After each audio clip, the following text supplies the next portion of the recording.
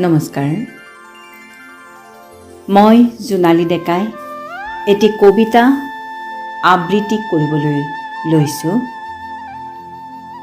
কবিতাটিৰ শিৰোনাম ৰঙীন পৃষ্ঠা। কবি সুৰভি মেধি। ফেচবুকৰ এই ৰঙীন পৃষ্ঠাত আমি নজনা নভবাকৈ বহুতৰে লগত চিনাকি হৈ পৰোঁ।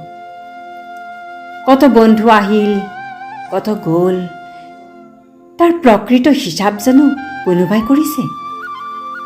হয়তো কোনেও ৰখা নাই। স্বাৰ্থকেন্দ্ৰিক বন্ধুসকল নীৰৱে নিঃশব্দে আঁতৰি গ'লগৈ। তথাপিও কাৰো প্ৰতি কৰা নাই অভিযোগ।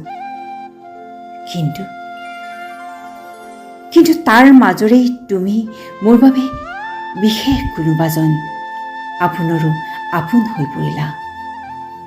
ইয়াকে কয় নেকি বাৰু ভাল পোৱা? সঁচাকৈ তোমাক চাগে মই ভাল পাই পেলালো।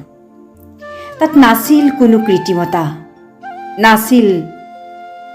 কৃত্ৰিমতা, আছিল মাথো হৃদয়ৰ নিস্বাৰ্থ ভাল পোৱা। কেতিয়াবা নিজকে সুধো, তোমাক মই কিয় ভাল পাওঁ?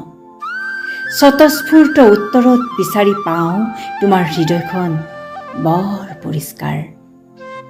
তোমাৰ এশাৰী মাত, এখন ছবি, তোমাৰ শাসনমূলক খং অভিমানে জানা মোক কিন্তু বাৰুকৈ আমনি কৰে। এতিয়া আশাবোৰ নিৰাশালৈ ধাৱমান হোৱা যেন লগা নাইনে তোমাৰ?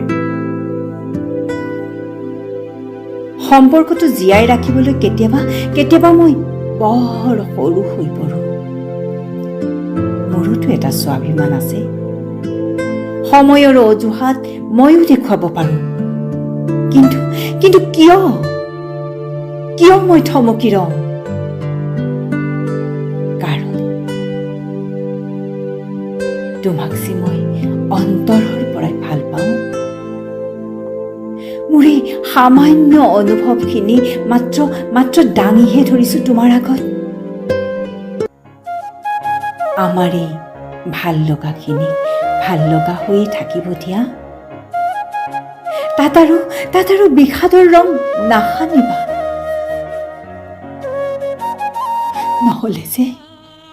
নহলে যে দুচকুত অশ্ৰুৱে থিতাপি ল'ব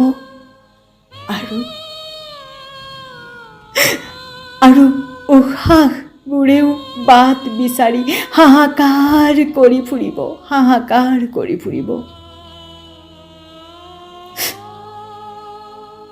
শেষত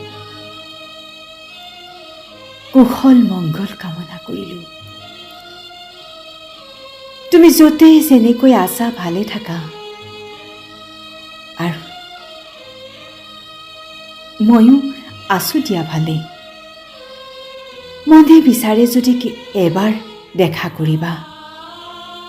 বুকুত আশা এটি লৈ ৰৈ আছো তোমাৰ বাবে, মাথো তোমাৰ বাবে। ধন্যবাদ।